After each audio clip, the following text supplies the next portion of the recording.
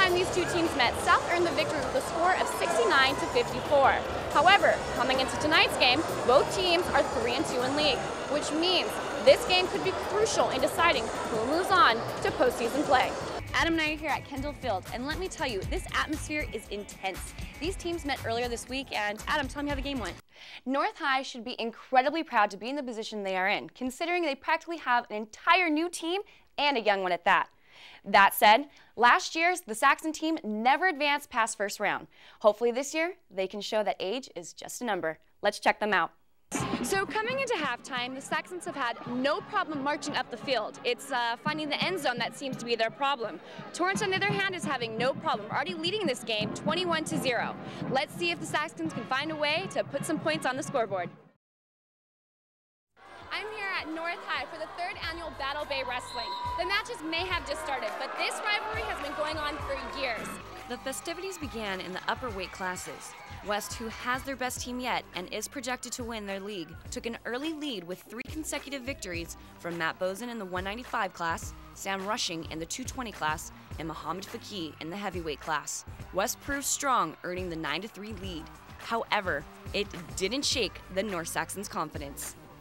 We're not really strong in upper weights, I'd say. So as long as we didn't give up any pins or any techs or anything, so as long as they just got the job done. That's Johnson Mai, as in defending CIF state champion Johnson Mai. Following his 10-1 Yoshi Funakoshi win, junior Jordan Garola pinned West Chris Lee in their 120 class matchup. Then Brandon Yee earned points by also pinning his opponent to put North ahead and eventually win with a 20-30 score. So why the rivalry? These two Torrance schools aren't in the same league. West's Matt Bozen had this to say. Well, we haven't beat these guys yet, so we're pretty excited to come in here and take it to them. We've been wanting this W for a long time. While the Warriors' motivation is to beat the North Wrestlers for the first time, the Saxons' motivation is to earn some respect from the school who wins enough in other sports. West High beat us in football and basketball and every other sport, so we wanted some payback in wrestling. And North definitely got some payback with this win. But both teams are looking good and are well on their way to another great season. For the Sports Desk, I'm Ashley Morgado. Tonight is the start of second-round play in this Pioneer League. That means one more chance for these teams to prove that they deserve a spot in CIF playoffs. The girls tip off first, so let's break to that action. The undefeated Spartans are seated at the top of their Pioneer League, but Torrance brought in their secret weapon, number 24, Ihana Iono. Previously injured, Iono debuted in only her 4th game of the season. Her major presence gave Torrance the advantage, and at the half, the Tartars led the Spartans 24-21. We have huge inside presence now that Ihan is back, and we have Jessica on the inside as well, and we definitely had the height advantage over them. In the 3rd, Marissa Toti fires up the gym with the and one to put the Spartans within 1 point of finally catching the Tartars. But here's that down-low presence that Yonemoto was talking about. Jessica Fugitsobo does a great job of posting up, calling for the ball, and with this fadeaway jumper outside the key, she puts up 2 more for her team. Now to the 4th, South Alyssa Yim gets hungry and dishes this one from downtown.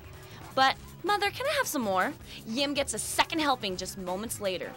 Even with the great shooting by Yim, it wasn't enough to catch Torrance. South loses their first game in league play. Final score, 51-40. Torrance came out and gave us a really good effort. They really played us hard, and they really wanted revenge from the last time we beat them. We're getting back together as a team, as a full team. But the team was good even without me. But now that I feel that I'm back, I feel that we're a more stronger team.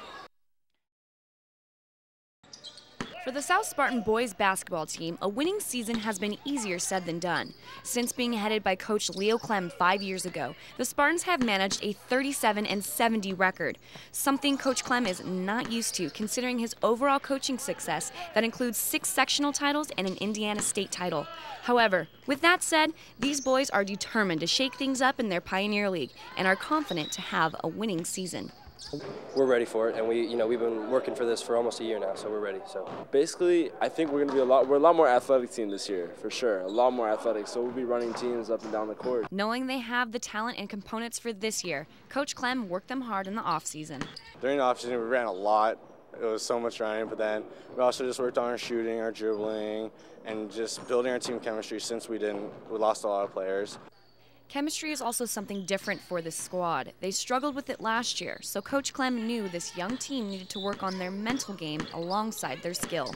Certainly, the mental aspect of any sport is probably more important than the physical. So regardless of how well we condition, regardless of how well we teach the game, our chemistry and our feeling about ourselves is going to fuel all of the physical. And it already has. This team is a well-rounded squad with depth, height, talent, and chemistry. The home teams better be ready for the Spartans are ready for them. A big statement for this young team, but it comes from the heart. These boys are working hard, and Coach Clem sees the difference. I think they're very passionate because they're confident, they're not cocky. They realize they're better than they were at this point last year. And so it's not something that I had to convince them that they're a good team. They understand that they are. With the loss of some key players from last year, the underclassmen have a great opportunity to really step up for this team. Height and athleticism are on their side, so the Spartans have a great shot at performing to their full potential. They may not like to talk about their first-round loss in CIF last year, but they do like to talk about getting there again. From South High School, I'm Ashley Morgado with the Sports Desk.